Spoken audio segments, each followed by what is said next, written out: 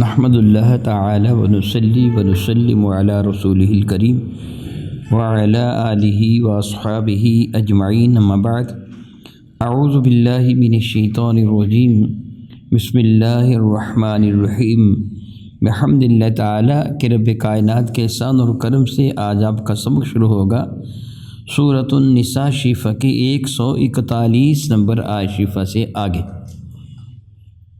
ملاحظہ کیجیے گا۔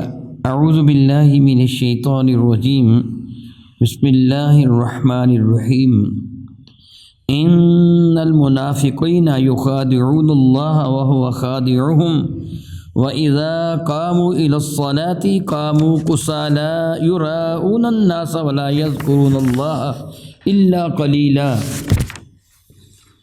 ان المنافقین، بے شک وہ لوگ جو منافق ہیں، یخادعون اللہ، وہ اپنے گمان میں یہ سمجھتے ہیں کہ ہم اللہ تعالیٰ کو دھوکہ دے دیں گے، معاذ اللہ ثم معاذ اللہ، وَهُوَ خَادِعُهُمْ، حالانکہ خود وہی دھوکے میں ہیں۔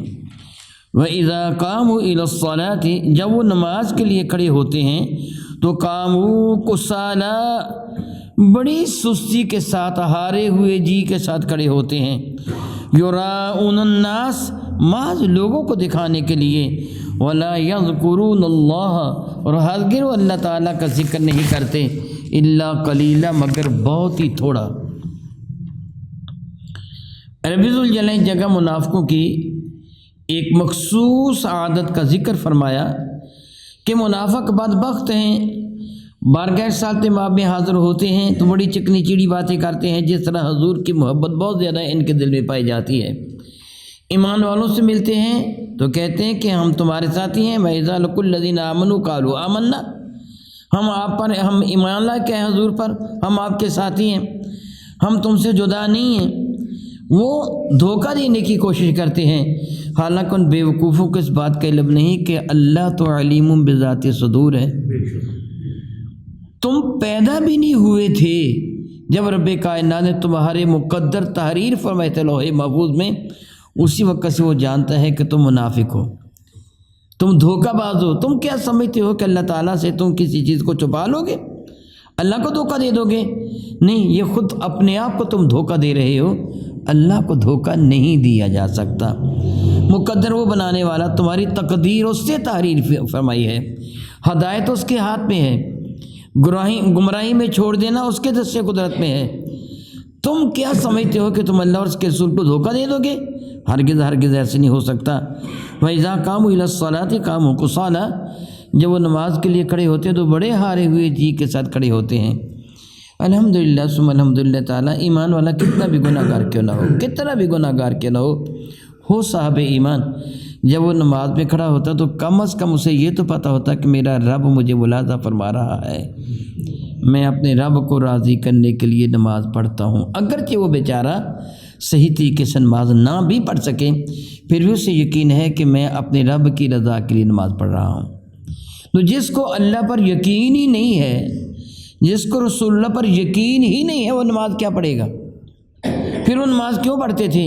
اللہ تعالیٰ نے اس حقیقت سے پردہ اٹھا دیا، یراؤون الناس، لوگوں کو دکھانے کے لیے تاکہ ان کی منافقت چھپی رہے، لوگ سمجھیں یہ تو بڑے پکے نمازی ہیں، ہمارے ساتھ کھڑے ہو کے نماز پڑھتے ہیں، یہ تو بڑے اچھے ہیں، یعنی ان کا دل خباثت کی نجاست سے بھرا ہوا ہے، بظاہر وہ اپنے آپ کو نیکوکار ثابت کرنے کی کوشش کرتے ہیں، لوگوں کو دکھانے کے لیے نماز پڑھتے ہیں، یعنی ان کو اپنی نماز میں کوئی مزہ نہیں آتا، کوئی سکون نہیں آتا، کوئی لطف نہیں آتا، معلوم نہیں تسبیح پڑھتے ہیں کہ نہیں پڑھتے، قرآن پاک کی تلاوت کرتے ہیں کہ نہیں کرتے، رکوع میں کیا کرتے ہوں گے، سجدہ میں کیا کرتے ہوں گے، ہم نہیں جانتے، اللہ جانتا ہے ان کی حالت کو۔ تو جب وہ نماز کو اللہ تعالیٰ کی جانب سے فرض جانتے ہی نہیں ہیں کہ معاذ اللہ رسول رحمت کو وہ سچا نہیں سمجھتے ہیں، تو پھر حضور کی باتوں کو کیسے سچا سمجھیں گے؟ پھر حضور کی تعلیمات کو کیسے وہ اپنے اوپر لاگو کرنے کے فالو کریں گے؟ رب کریم ارشاد فرماتے ہیں وَلَا يَذْكُرُونَ اللَّهَ إِلَّا قَلِيلًا، وہ اللہ کا ذکر نہیں کرتے مگر قلیل، بہت ہی تھوڑا اللہ کا ذکر کرتے ہیں، وہ اللہ تعالیٰ کا زیادہ ذکر نہیں کرتے۔ بھلا میں کن کی بات کر رہا ہوں؟ منافقوں کی۔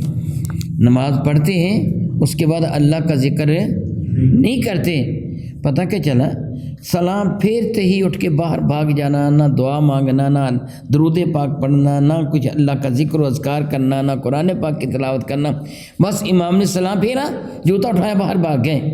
یہ مسلمانوں کی عادت نہیں ہونی چاہیے، یہ تو منافقوں کی عادت ہے۔ مسلمانوں کو ایسے نہیں ہونا چاہیے۔ مسلمان مسجد میں بیٹھتے ہیں، میرے کریم آقا رسول ربی شفیع معظم رحمت عالم سن رہا ایک طویل ارشاد گرامی قدر ہے، جس پہ یہ بھی ہے کہ مسجد میں بیٹھ رہنے والوں کے گناہوں کو اللہ تعالیٰ معاف فرما دیتا ہے۔ جتنی دیر تک مسجد میں بیٹھے رہتے ہیں، نبی حدیث بارکہ ہے، وما یزال عبد یتقرب الی بالنوافل، حضور علیہ السلام کا ارشاد گرامی قدر۔ پھر حضور علیہ السلام کو ایک ارشاد گرامی قدر کرائے تو ربی فی حسن سورہ، وہ حدیث ورقہ طویل حدیث ورقہ ہے، اس میں یہ بھی ہے کہ اللہ تعالیٰ نے فرمایا تھا کہ ملا اعلیٰ میں فرشتے کے بعد میں گفتگو کرتے ہیں۔ اسی حدیث ورقہ میں ہے کہ مسجد میں بیٹھ رہنے والوں کے گناہوں کا کفارہ مسجد میں بیٹھنا ہوتا ہے۔ وہ مسجد میں بیٹھتے ہیں تو اللہ تعالیٰ اس کے صدقہ سے ان کے گناہوں کو معاف فرما دیتا ہے۔ میرے نبی فرماتے ہیں صلی اللہ تعالیٰ حبیبی دائما ابدا، وہ لوگ جن کا دل مسجد میں لٹکا ہوا ہے ان کے ایمان کی گواہی دے دو۔ تو صحابہ نے حیران ہو کے پوچھا یا رسول اللہ، کیا کوئی ایسا شخص بھی ہے کہ جس کا دل مسجد میں لٹک رہا ہو؟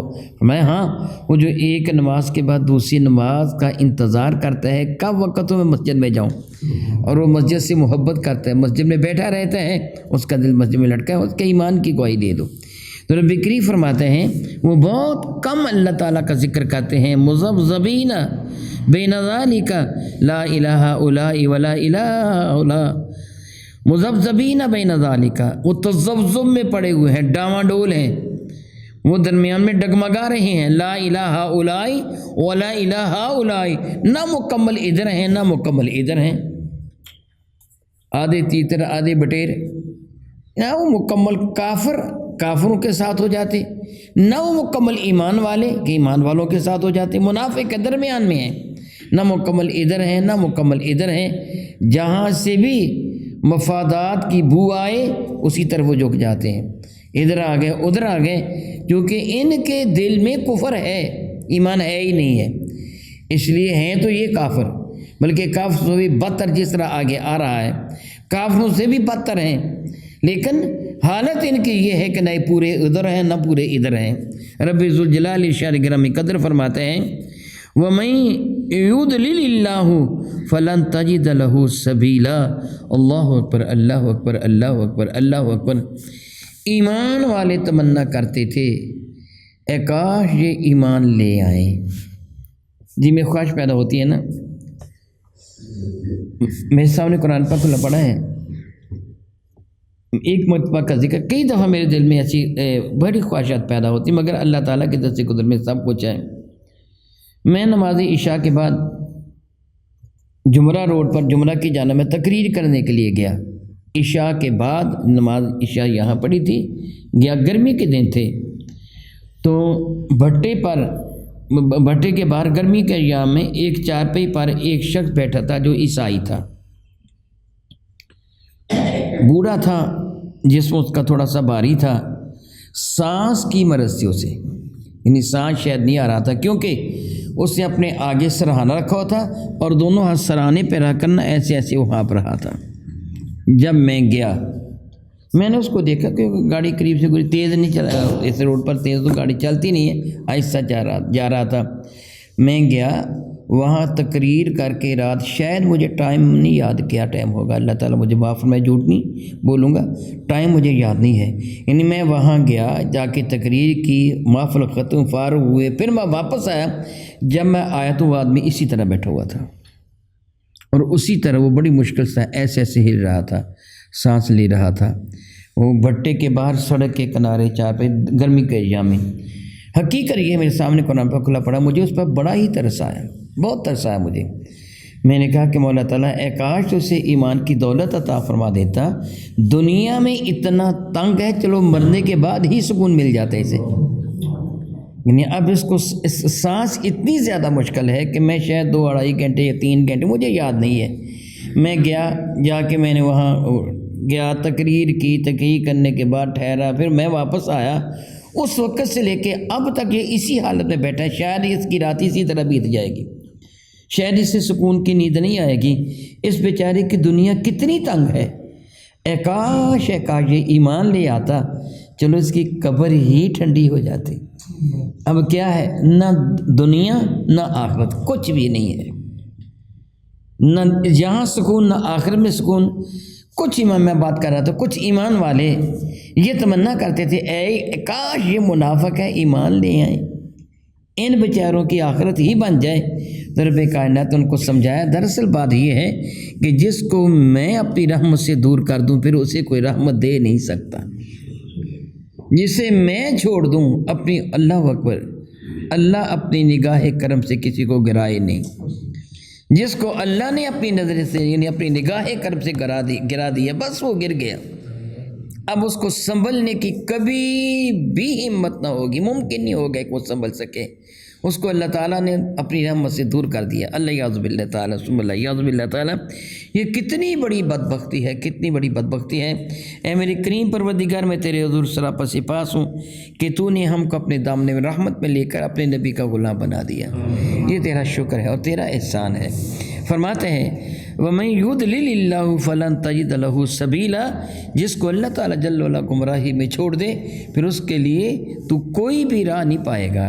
اے سننے والے، تو کتنی بھی کوشش کر لے، کتنی بھی خواہش تیرے دل میں پیدا ہو جائے، جو کچھ بھی تو چاہے کرے، پھر اس کو تو ہدایت نہیں دے سکتا، نہ سیدھی راہ پر لا سکتا ہے۔ رب ذوالجلال اشارے گرامی قدر فرماتے ہیں یا ایھا الذین آمنو، اے ایمان والو، لا تتخذوا الکافرین اولیاء، کافروں کو اپنا یار نہ بنانا، کافروں کو اپنا یار نہ بنانا۔ محبت کہاں ہوتی بھلا؟ دل میں ہوتی ہے نا، اگرچہ دماغ اس کا وہ اصل محسوس کرنے والا ہے، مگر محبت دل میں ہے نا، ایسے ہے نا،